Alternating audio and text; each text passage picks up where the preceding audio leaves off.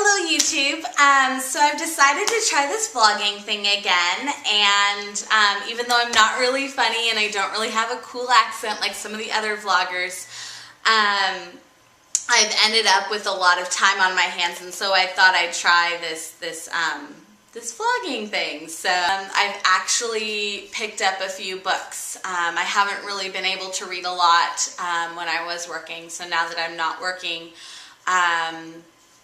and trying to find a job, I was able to pick up some of the books and was able to enjoy those. And I would like to share some of the reviews I have of them with you. My favorite type of book, and the ones in this video, are historical fiction, Christian romance, which just means that romance is plopped into a historical time period, and it doesn't have a lot of the sex that a lot of the other just regular historical fictions have. Sometimes they talk about God, sometimes they don't. Sometimes God is a big part of the book and a big part of the character development, and sometimes it's not. The first book I'd like to review is It Happened at the Fair by Deanne Gist. Gist is one of my favorite modern authors. This book is one of her newer ones. It's her latest book. And so I picked it up, and Deanne Gist is also a very sweet lady, and I was able to meet her in person, which is super cool. She gave me a big hug like we had known each other forever. So this book takes place at the 1893 World's Fair in Chicago, and I love the fact that it's a different setting. It's a cool setting. It's a fair setting. I love fairs myself. I love wandering through the buildings and seeing everybody's hard work. And so this book kind of eating fair food, right? And this book kind of brought that fair experience to life. And even though we don't have World's Fair anymore, it was kind of cool and interesting to learn about through the book. So I thought the setting was really cool to begin with. She even led us into and out of some of the buildings and seeing some of the exhibits from the world, and which was also really cool to read about. Both characters worked at the fair. One was working as a sprinkler person. He had developed this automatic sprinkler system, and the other one was a teacher for deaf students. And so her responsibility was to teach deaf students how to read lips and how to talk so that they could live in the normally with everyone else. The problem that I had with this book was that Gist was so excited about the fair and so interested in the fair that a lot of the descriptions that she had were of the fair buildings. And I'm not really into architecture. I love taking pictures of it, but I can't really see it in my head when it's described. So that was kind of hard to read through, and I ended up finding myself trying to read faster during those parts to kind of skip ahead into something that I could picture in my head. Luckily for me, at most of the chapters, she had pictures of the buildings that she was describing, and so I could look at those hand-drawn pictures. But yeah, that was the only thing that I didn't necessarily like about the books. But I love the description. I love the description of them. Her characters are always very detailed, and I loved these two as well. Like I said, the hero was hard of hearing and the heroine was a teacher for the deaf. These two had great chemistry from the very beginning. It seemed like they were very real people and something that could happen to you at the fair. And it's always nice to see a woman, and she really empowers her women when she writes. They have jobs or they have something that they really care about, and then they meet that person that can actually come alongside them and help them. There were some good historical concepts too. I had mentioned it before with the fitting in and somebody being different, how they were treated. I loved at the end of the book when she kind of abandons her teaching and says, you know what, I want to teach sign language. So That's good. Sorry for ruining the book. Altogether, this was a really good book, and I always recommend just to, as an author, to anyone, any DeAngelis book you want to pick up, really easy to read through and really fun, and great romance that develops.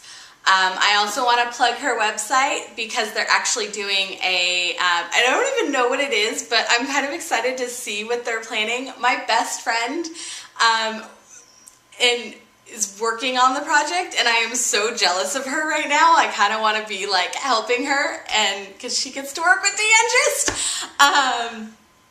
But yeah, and she gets to work on this website, and it's super cool. So I'm going to go ahead and put the link in the down bar, and you guys can check out that website and see if it's something that you want to do. Another book that I read this summer was Serendipity by Cathy Hakes. This book is about a mountain girl and a German farmer who farms in Texas. They actually meet in her mountain home, and a week later they get married. And he carries her off to Texas to live on his farm, be his wife, take care of his house, and work with this horribly mean biddy of his mother. This book had me scowling. I didn't like it very much at all. I kept reading, like hoping that it would get better and it would be better, and it never got any better until like the last chapter, and then you're like, well, that was a waste of time. I had a hard time believing in these characters, identifying with these characters. I was frustrated at the fact that they never talk to each other, and I guess that's true to real life, where if you never talk to each other, you take your feelings and you like shove them down inside of you, and then everything blows up and you have an argument.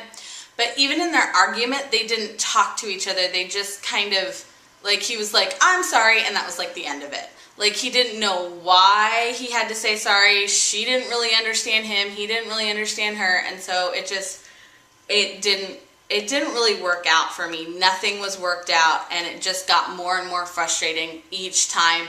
She was so unhappy, and his mother was like nitpicking at her, and it was, yeah, not good for me. In the beginning of the book, she herself was presented as a fighter, and honest, say how you mean it, like mountain girl, like sweet, honest, whatever. And when she married the character, it seemed like she changed. It seemed like she didn't want to state how she was feeling, and she wasn't sweet, and she wasn't, you know, it just, and they had mentioned God a lot in the book, and it was kind of grating almost for me. Because how she felt, what she said about God didn't really go with what she was trying to do in this. It didn't seem like, it seemed more like preachy rather than a real relationship. And so that's when I get a little annoyed, as if you're preaching to me and not a relationship. This book was set up very much like a teenage fiction book, and instead of somebody who was reading it as an adult, I didn't really like it. I know there's adults that do like it, and I know she has a following, but I didn't enjoy it. I don't think I'll be reading any more of her books. Last but not least, I just finished Wonderland Creek by Lynn Austen, and I absolutely loved this book. I haven't felt like this about a book in a long time. The writing was excellent, the characters were engaging and relatable, and the plot twisted and turned throughout the whole book. I couldn't wait to read the last page. I was like laying up last night reading, trying to get through this book so that I could find out what happens to these characters. And as I read the last word, I felt so sad that the book was over and that I couldn't keep reading this book anymore. And I haven't felt like that about a book in a long time. So a little bit about this book. The character is Alice Grace Ripley, and she is considered a bookworm, and she is just from outside of Chicago. She's a librarian and just lost her job. and her boyfriend. So she decides to take a trip to deliver books to a little mountain town of Acorn, Kentucky. When she gets there, the librarian is shot.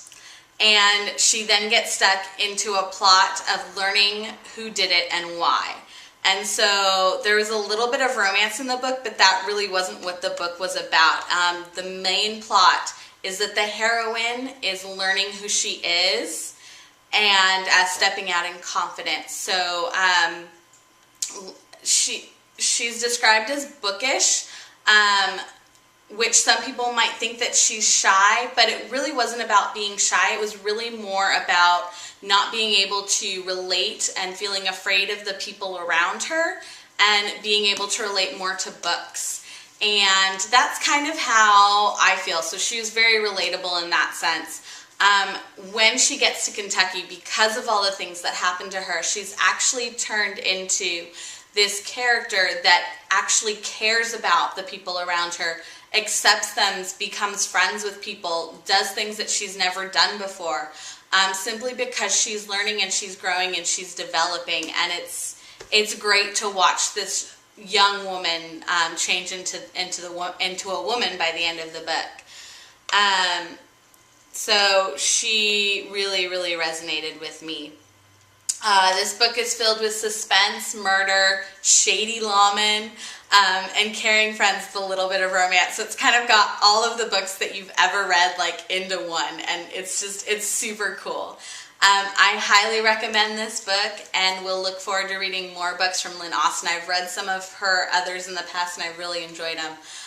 So Lynn Austin is a great author. So that's all the books that I have for you today. Thanks for watching, and we'll see you next time.